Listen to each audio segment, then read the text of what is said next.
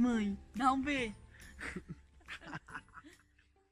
E aí, povo lindo do meu canal, seja muito bem-vindo a mais um vídeo e a mais um capítulo da sua net novela direto aqui de Braga, em Portugal, o Portugal Diário. Eu me chamo Tim Michael.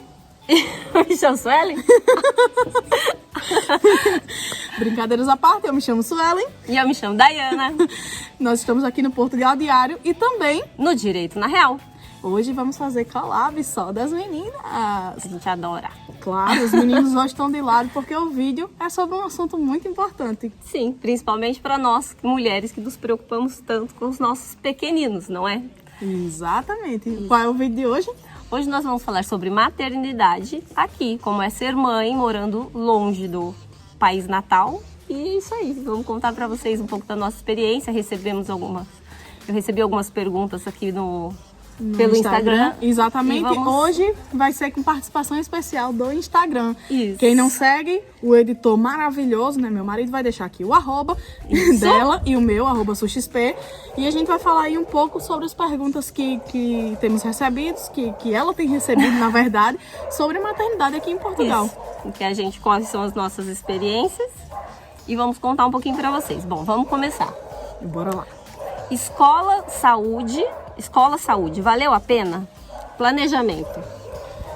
Eu acho que a palavra é realmente planejamento, né? Em uma relação à saúde aqui em Portugal, eu basicamente tenho um atendimento de um hospital privado do Brasil, só que sendo público.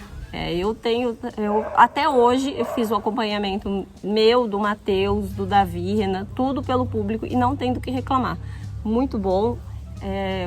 Quando a gente precisou de algum tratamento mais especializado, que o Matheus precisou passar com um neurologista, tudo, não tem do que reclamar. Em ponto nenhum. Às vezes a gente paga, esses dias eu paguei R$1,80 para fazer um raio-x no hospital. R$1,80. Fiz no hospital particular e paguei R$1,80 porque eu tinha guia do público. Ah, entendi. Com relação à saúde, Natália, ela já está com 3 anos. Antes ela estava fazendo um acompanhamento de 6 em 6 meses com médico de família. Mas agora, como ela completou 3 anos, o acompanhamento vai ser anual. Isso. Só que ela vai no posto de saúde ainda para tomar as vacinas no período marcado. Agora ela só tem vacina para o próximo ano, mas a vacina é feita com a enfermeira. Isso, o Davi ainda está no 6 em 6 meses e quando tem vacina, aí ele faz... Geralmente a gente faz assim, ele passa com a enfermeira, toma vacina, na sequência passa com a médica, que é quem faz todo o acompanhamento dele, faz todos os exames e tudo, vê ele, tá tudo bem. Pra quem assiste o Direito na Real ou assiste só o Portugal Diário, eu tenho uma filha de 3 anos e Dai tem 2 filhos, um de 1 ano e outro... De 8 anos. De 8 anos, eu sempre acho que é 7, mas já tá com 8, já vai fazer 9. A próxima pergunta diz, como foi para fazer amizades aí? Bom, o canal me ajudou bastante, eu conheci muitas pessoas, mas a gente vai conhecendo assim, na igreja, na escola, na porta da escola, no prédio, a gente tem que aprender a se abrir mais. Eu era uma pessoa que tinha um pouco de dificuldade de fazer novas amizades. Aqui em Portugal eu aprendi a me comunicar melhor porque eu precisava, né, disso. Eu não tinha meus amigos de infância, eu não tinha as pessoas. Então, como ninguém vive feliz totalmente sozinho, a gente vai aprendendo a viver diferente para conseguir. Eu acho que foi principalmente o canal que me abriu novas oportunidades de amizade, mas também assim, desde que eu cheguei eu trabalhava em um café, então eu conheci muita gente de lá e acabei criando alguns laços de amizade. Próxima pergunta. Criança a partir de quantos anos tem assegurada vaga em escola pública? Assegurado obrigatoriamente a partir de 6 anos, mas a partir dos 3 já se consegue vaga com mais facilidade. A partir dos 3, elas já saem de uma creche e vai para um jardim de infância. No jardim de infância, normalmente se tem vaga. Eu ainda não vi ninguém que chegou aqui com filho a partir de 3 anos e não conseguiu vaga em escola pública. Eu também não. Lembrando que a escola pública aqui, ela não é totalmente de graça como no Brasil. Você paga a alimentação por fora, que é aí a partir de 20 euros, né? Desde que você não seja escalão 1 isento. Isso é a questão de escalão na segurança social. Você depende da quantidade de dinheiro que a sua família... Isso, da declaração dos recibos e tudo mais. O agregado familiar ganha. Então, se você não for isento, você paga uma taxa pela alimentação da criança. E se quiser que ela fique mais tempo na escola, vai pagar aí uma taxa de ATL, que é atividade de tempo livre. Isso. E isso é dos 3 aos 6. A partir dos 6 é só alimentação. Porque aí já entra naquele horário das 9 às 5. E já é um horário maior. Isso aí, se quiser um ATL, geralmente tem que ser fora da escola. Porque já não é mais jardim de infância, então a escola funciona mesmo nesse horário. E aí sim as vagas são obrigatórias. O estudo passa a ser obrigatório a partir de 6 anos aqui em Portugal. Sim. A próxima pergunta. Qual conselho você daria para quem quer se mudar para outro país com filhos? Planejamento de novo. Principalmente redobrado quando se tem criança. Eu acho que isso é o fundamental, né? Você é responsável não só pela sua vida, mas pela vida de outra pessoa e pelo bem-estar de outra pessoa que é incapaz.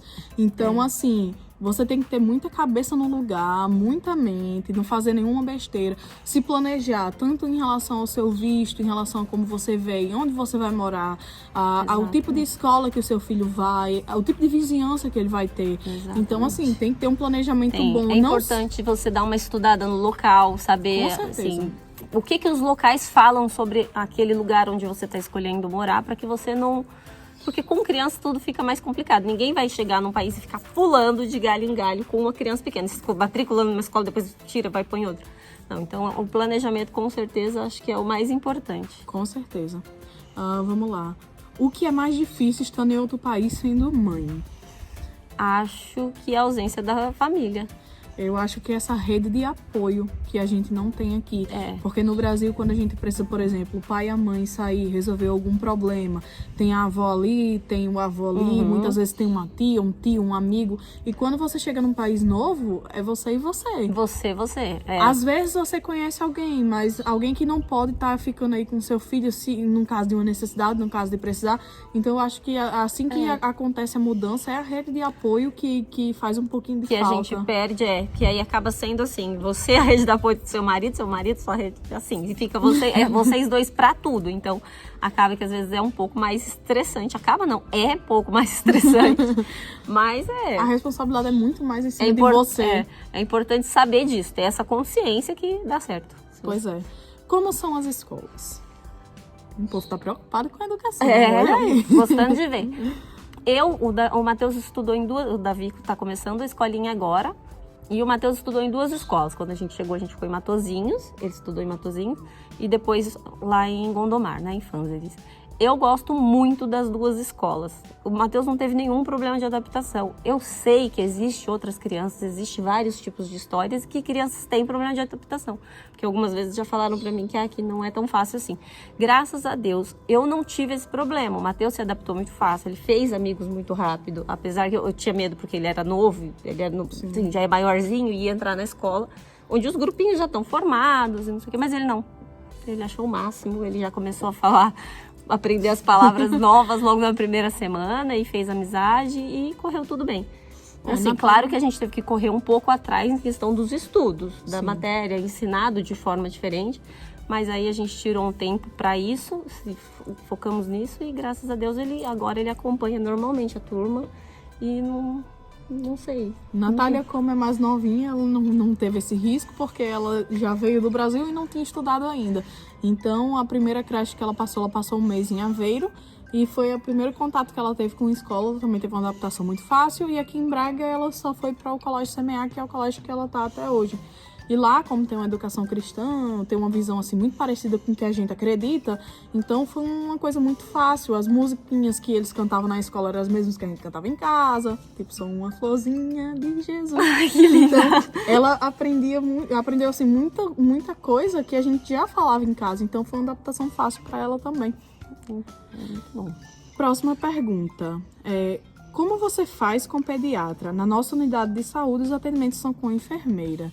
Olha, eu sempre que vou na unidade de saúde, tem a enfermeira sim, mas tem também a médica de família. Isso. Eu não tenho pediatra. Você tem pediatra para Natália? Não, é médica de família. Isso, a médica também. de família é responsável por toda a família. Isso. Passa pela enfermeira, mas depois que passa pela enfermeira tem a consulta também com a médica de família, que vê se ela tá bem de saúde, que acompanha o crescimento dela. Se tiver algum problema também, você consegue passar em consulta aberta com a médica de família. Se Exatamente. não for nada muito grave, a ponto de ter que ir para uma urgência. Como a Natália estava com otite, eu liguei no SNS e eles marcaram uma consulta de urgência com a minha médica de família. Foi o que eu fiz. Chegando lá, ela me encaminhou para um especialista, mas se precisar de alguma coisa que ela não faça acesso, ela encaminha para um especialista de graça, com o encaminhamento do SNS, né? O Sistema Nacional de Saúde. Isso, e se tiver... Para ter um acompanhamento com pediatra especializado mesmo, geralmente é no particular. Tem que ter um seguro-saúde ou pagar as consultas periódicas.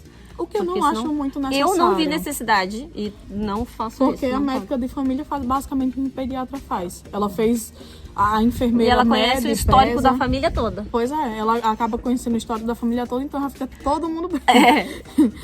Qual o horário da escola para crianças de 3 anos? Aqui na frente, por exemplo, a gente é na frente de uma escola que é para 3 anos. E normalmente, escola pública, o horário é de 9h30 da manhã a 3 horas da tarde. Se você quiser, você pode pagar um ATL, foi aquilo que a gente já falou, para estender até 5h30. No particular, como é o caso de Natália, o horário dela, ela pode entrar até a partir de 7h45 da manhã. As aulas começam às 9h, mas ela pode entrar a partir de 7h45 e acaba de 5 horas da tarde, mas ela pode ser buscada até 18h45. É parecido lá com onde o Davi tá. A diferença é que o Davi acho que vai até às 7h, 7h30, o horário da escolinha. É muito bom. Mas é flexível também. Vamos lá. Como é a adaptação de escolar para crianças? Bom, o do Matheus, ele já começou a ir para a escola normal, não teve um período de adaptação. Claro que a gente conversa com a professora vai passando para a gente os detalhes, tal, como ele é maior, mas ele já foi direto. O Davi, como é bebê, essa semana ele tá fazendo a adaptação, inclusive, nessa semana. Então, assim, no primeiro dia ele ficou 2 horinhas, 1 hora, eu fiquei aguardando, se ele começasse a chorar muito, me ligavam, tal, eu buscava ele, para ele não ficar muito assustado. E aí foi alargando esse horário. No dia ele só ficou um pouco para brincar. No dia seguinte ele já almoçou com as crianças. No dia seguinte eu fui buscar ele depois do almoço, ele já tinha dormido. Aí ele ficou pra soneca. E hoje ele vai ficar pra soneca e pro lanche. Que aí, ou seja, ele já tá para ele ir se acostumando. E aí, se qualquer coisa, eu já deixo avisado, se ele não estiver bem, se ele estiver muito choroso, eles me ligam e eu busco ele antes. Aí fica essa adaptação assim, essa semana fica bem mais tranquilo para ele, para que não seja assustador, né? Porque ele nunca foi para a escola. E aí, como ele é um bebezinho aí, mas a questão de adaptação aqui normalmente é assim, as pessoas vão aumentando hora por hora, cada dia, que é para a criança ela começar a participar de todas as atividades que as outras já participam, mas que não tem aquele impacto brusco. Porque a criança está ficando com a mãe todos os dias, de repente ela vai para a escola e fica lá o dia todo, no dia seguinte ela não fica, né? Exatamente, é um impacto desnecessário, então aqui eles se preocupam muito com isso. E a última vai ser justamente sobre o secundário. Os filhos estão no secundário, ela quer saber como é o processo para entrar na universidade aqui. Bom, eu ainda não, vou ser bem sincera, né? Como meus filhos ainda estão um pouco longe. Eu sei que as notas dos últimos anos do ensino médio no Brasil, né? Aqui dos últimos anos, eles já são consideradas. Eles vão fazendo. Depois ele tem uma média final que vai ser utilizada vai ser a nota final dele, do final de conclusão do ensino médio. E essa nota vai ser utilizada para ele entrar dentro das universidades. Aí funciona que nem no Brasil. A nota maior, são uma quantidade de vagas, e eles fazem um ranking. E aí quem consegue determinar... Eu ainda não sei exatamente qual que é a pontuação para conseguir uma bolsa integral, para conseguir meia bolsa. Isso, sinceramente, eu não sei. Mas eu sei que a diferença do Brasil é que as notas tiradas na escola são as notas que são consideradas para eles ingressar na universidade. Sim, eles fazem não como o Enem, que você para e faz uma prova só. Você pode querer estudar tudo que você devia ter estudado na escola em um ano. Não. Pois é, eles fazem umas provas de acordo com o ensino médio, né? Vão fazendo provas e a pessoa ela pode focar somente naquilo que ela quer. Por exemplo, se a pessoa quer ir para uma área mais tecnológica, ela pode focar em provas que são da matéria tecnológica, porque cada prova tem um peso na hora de entrar naquele curso. Então, desde que o adolescente ele já saiba o que quer, né? Ele já pode ir focando. Pode ir formando o caminho dele. Exatamente. É verdade. Ele não precisa, por exemplo, que é uma pessoa que quer fazer direito, ela não precisa focar tanto em estudar física. Ela vai mais para português, para as áreas humanas, porque ela vai já sendo preparada para aquilo.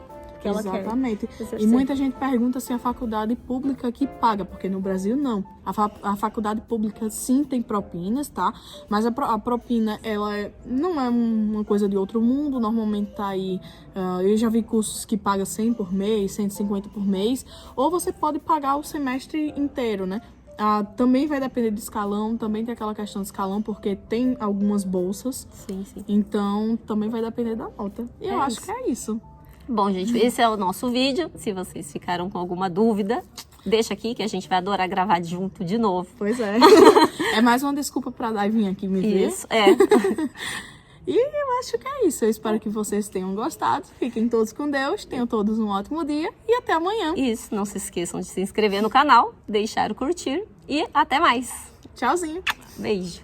Único canal de Portugal, convido todos os dias. Portugal Diário.